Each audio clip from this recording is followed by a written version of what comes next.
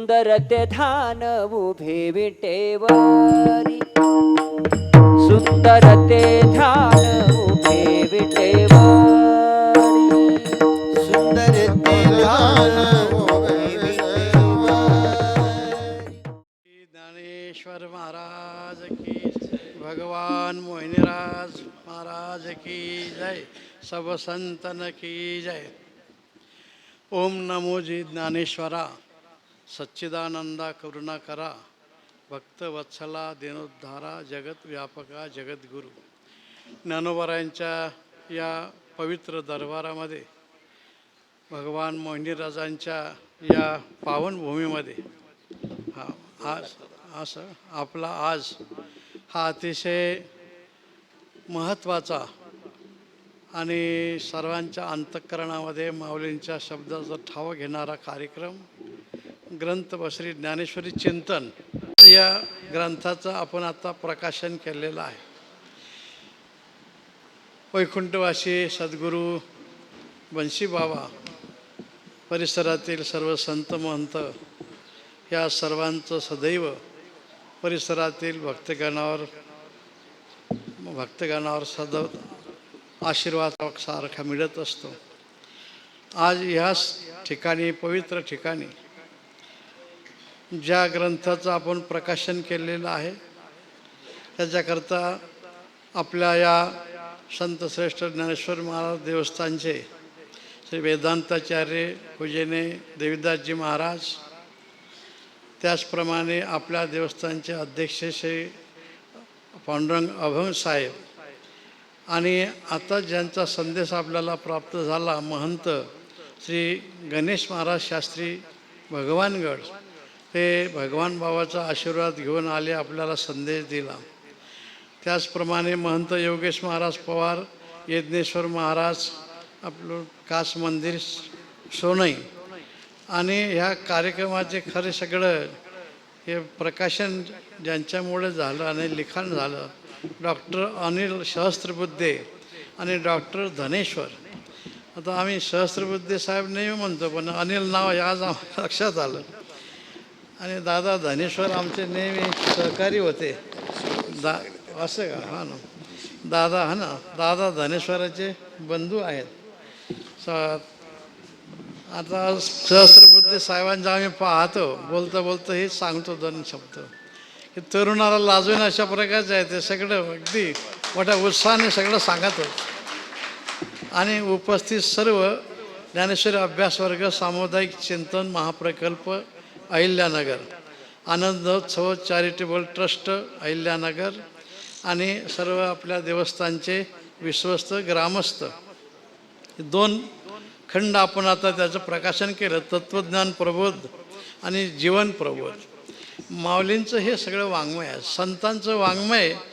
याची आता शास्त्री महाराजांनी सांगितलं, बरोबरी करता येत नाही आणि बरोबरील कोणी यावं असं त्यांचं कधी हृदगत नसतं. ते करत राहतात. त्याच्यात जसं जसं तुम्हाला हिऱ्यावर जसे वेगवेगळे पैलू आपल्याला पाळलेले दिसतात, तुम्ही तुमच्या दृष्टीने जसं जसं पाल तसं तसं संत वाङ्मय तुम्हाला आणखीन उंचीवर नेत राहते. संत वाङ्मयाती चिंतिता, अलभ्य लाभ येतील हाता, त्या लाभाची श्रेष्ठता न वर्णवे सर्वथा कोणाचे नाही. संत वाङ्मय हे आपल्याला काय प्राप्त करून देतं त्याचं वर्णनही केलं जात नाही. आपलं पवित्र स्थान इथंच जगाला सुखाने नाव घालणारे शब्द ज्ञानोबारायांनी वर्णन केले, इथं प्रकट झाले. आता ज्ञानोबारायांनी जे ज्ञानेश्वरी लिहिली, हे गीतेवरची टीका आहे. टीका म्हणजे दुसऱ्याबद्दल विरोधक बोलणं, त्याला आपण टीकाच म्हणतो. परंतु हे गीतेवरची टीका अनेकांनी केली. किती जणांची संख्या आपल्याला माहीत आहे, आचार्यापासून. पण आता शास्त्री महाराजांच्या बोलण्यातून एक वाक्य आलं. स्वतःचे गुरु महाराज निवृत्तीनाथ महाराज म्हणतात, तू हे देवाचे मनोगत दावीत आहाशी मूर्त, हेही म्हणता चित्त दाटेल माझे. ज्ञानोबा, अरे तू खरं देवाच्या मनोगताप्रमाणे खरी टीका तुझी आहे. म्हणून हे माऊलीचं मनोगत नाही, हे ज्ञानोबारायांचं सर्व अंतःकरणातला भाव आहे. मग असे महाराज म्हणले की सर्वांचा पास करून पुढे गेलेत. सर्वांना पास करून पुढे गेलेत हे तर आहेच, पण डायव्हर्शन काढून गेलेत. हां तुम्ही तुमच्या मार्गाने चाला, आम्ही आमच्या मार्गाने पुढच्या मार्गाला लागतो. हे सगळं माऊलीने केलं. श्रेष्ठांना दूर केलं नाही, पण श्रेष्ठाला कमी येतं. भाष्यकारा ते वाट पुसू तू माऊलीच म्हणतात आपल्याला. मग अशा प्रकारचं सगळं तत्त्वज्ञान या ठिकाणी तयार झालं. आता म्हणजे परमपूजनीय वेदांताचार्य देवदासजी महाराज, शास्त्री महाराज हे सतत याचं चिंतन करतात. आणि आता आमची बुद्धी एक टक्काही नाही, पण आता ज्यांच्याजवळ 1000 पटीने आमचे सहस्त्रबुद्धी साहेब, त्याच्यामुळे काही नाव सहस्त्रबुद्धी आहे, त्याच्यामुळे काही प्रश्न नाही. आता आम्ही ज्ञानेश्वरीला नमस्कार करणारे माणसं आहोत, पण ज्ञानेश्वरीचं चिंतन करणारे आपण आहात, हे सगळ्यात महत्त्वाचं आहे. म्हणून तळील्या वरील्या एकची पक्वान्ने. ज्ञानोबरायाने काय तर तुम्ही पूजा करा, अगोदर पारायण करा, अनुष्ठान करा, त्याचं चिंतन करा. हे सगळे एकच शब्द आम्हाला फक्त आठवला. मग चातुर्मास चालू असताना परमपूजनीय वैकुंठवासी धोंडा महाराज 13व्या अध्यायाचं चिंतन चालू होतं. आणि ग्रंथ सगळे संत मंडळी, मोठमोठी संत मंडळी श्रवणाला होत. आणि शेवटी सांगतात, मी माझ्या अल्पबुद्धीप्रमाणे सांगितलं, पण याचा अर्थ असाच आहे असं तुम्ही समजू नका. ज्ञानोबारांचे शब्द हे फार मोठे आहेत. तुम्ही जसं जसं ज्ञान मिळवणार तसं तसं तुम्हाला त्याचा अर्थ कळत राहील. मग एवढ्या श्रेष्ठ संतांनी अल्पबुद्धी समजलेलं आहे. म्हणून ज्ञानोबारायांचं हे सगळं ज्ञान, याचं नावच आहे भावार्थ दीपिका. अंतःकरणातला भाव जो प्रकाश रूपाने प्रकट केला त्याला आपण भावार्थ दीपिका ज्ञानेश्वरी म्हणतो. अशा श्रेष्ठ ज्ञानेश्वरीचं चिंतन आपल्या या 2 खंडामध्ये जे सहस्त्रबुद्धे साहेब आणि धनेश्वर साहेब यांनी खूप केलेलं आहे. खूप कष्ट झाले.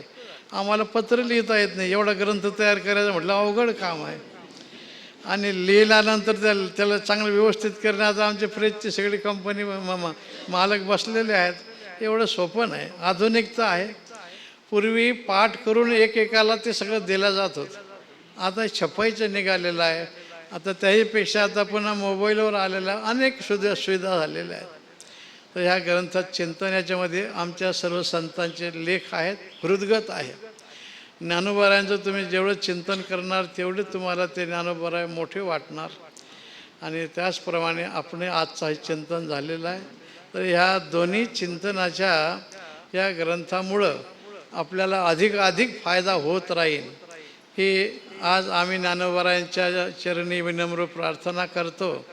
आणि ज्यांनी हा सगळा खटाटोप केला, म्हणजे सन्मानाने डॉक्टर श्री सहस्त्रबुद्धे सर आणि सन्मानाने श्री धनेश्वर सर, या सर्वांचं आम्ही सर्व संतांच्या वतीने अभिनंदन करतो.